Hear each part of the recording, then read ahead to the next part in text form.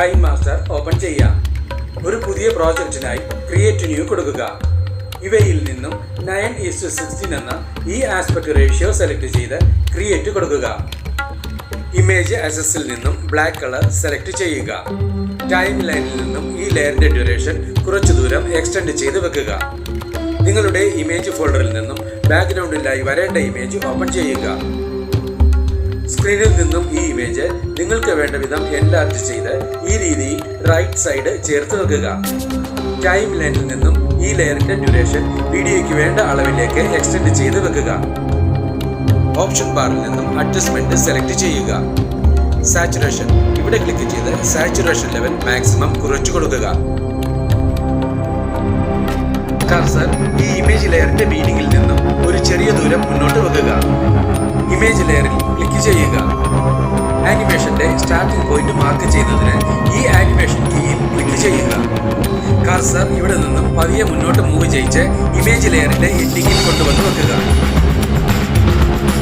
സ്ക്രീനിൽ നിന്നും ഇമേജ് ലെയറിൽ ക്ലിക്ക് ചെയ്ത് ഈ രീതിയിൽ ലെഫ്റ്റ് സൈഡിലേക്ക് മൂവ് ചെയ്യിച്ച് വെക്കുക. ഈ എഡിറ്റിംഗിനായി ഉപയോഗിച്ചിട്ടുള്ള എഫക്റ്റിന് വേണ്ടി ഈ അസറ്റ് സ്റ്റോർ ബട്ടണിൽ ക്ലിക്ക് ചെയ്യുക. എഫക്റ്റ് ഇവിടെ ക്ലിക്ക് ചെയ്യുക. ഈ ഓപ്ഷൻസിൽ നിന്നും ആർട്ടിസ്റ്റിക് സെലക്ട് ചെയ്യുക. ഇവയിൽ നിന്നും ബ്ലിങ്കിങ് ലൈറ്റ്സ് സെലക്ട് ചെയ്യുക. ഡൗൺലോഡ് കൊടുക്കുക. ഇപ്പോൾ ഈ എഫക്റ്റ് നിങ്ങളുടെ KineMasterലേക്ക് ഇൻസ്റ്റാൾ ചെയ്യപ്പെട്ടിട്ടുണ്ട്. അസറ്റ് സ്റ്റോർ ക്ലോസ് ചെയ്യാം. എഫക്റ്റ് ഓപ്ഷനിൽ ക്ലിക്ക് ചെയ്യുക. ബ്ലിങ്കിങ് ലൈറ്റ്സ് സെലക്ട് ചെയ്യുക. ബ്ലിങ്കിങ് ലൈറ്റ്സ് ഇവിടെ ക്ലിക്ക് ചെയ്യുക. സ്ക്രീനിൽ നിന്നും ഈ മാസ്ക് ബാക്ക്ഗ്രൗണ്ട് മറയുന്ന രീതിയിൽ എൻലാർജ് ചെയ്ത് വെക്കുക. പ്രോപ്പർട്ടീസ് ഇവിടെ ക്ലിക്ക് ചെയ്യുക. മോഡ് 1ലേക്ക് ചേഞ്ച് ചെയ്യുക. ആംപ്ലിറ്റ്യൂഡും ഫ്രീക്വൻസിയും നിങ്ങൾക്ക് വേണ്ട രീതിയിൽ അഡ്ജസ്റ്റ് ചെയ്തെടുക്കുക. ടൈം ലൈനിൽ നിന്നും ഈ ലെയറിന്റെ ഡ്യൂറേഷനും മുകളിലത്തെ ലെയറുകളുടെ ഡ്യൂറേഷന് സമമായി വെക്കുക. ടൈം ലൈനിന് മുന്നിലെത്താം. നിങ്ങൾക്ക് ലഭ്യമായിട്ടുള്ള പാർട്ടിക്കുലർ വീഡിയോ ടെംപ്ലേറ്റ് ഓപ്പൺ ചെയ്യുക. ഇതിനായി ഡിസ്ക്രിപ്ഷൻ ബോക്സ് കാണുക.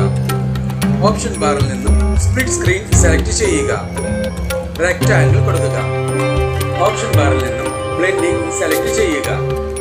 ഇവയിൽ നിന്നും ബ്ലെൻഡിംഗ് ഒപ്പാസിറ്റിയായി സ്ക്രീൻ സെലക്ട് ചെയ്യുക.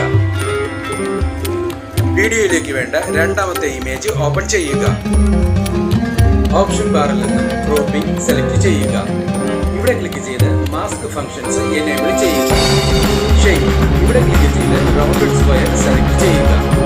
ഈ ഇമേജ് നിങ്ങൾക്ക് വേണ്ട വിധം റെഡ്യൂസ് ചെയ്ത് സ്ക്രീനിന് താഴെ റൈറ്റ് സൈഡിലായി കൊണ്ടുവന്ന് വെക്കുക.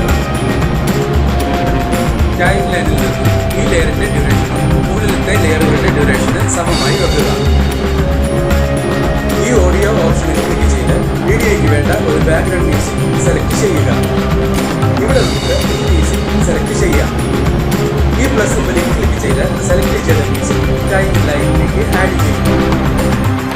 ടൈം ലൈനിലുള്ള എല്ലാ ലെയറുകളുടെയും ഡ്യൂറേഷൻ ഒരുപോലെ തന്നെ ആയിരിക്കുവാൻ പ്രത്യേകം ശ്രദ്ധിക്കുക.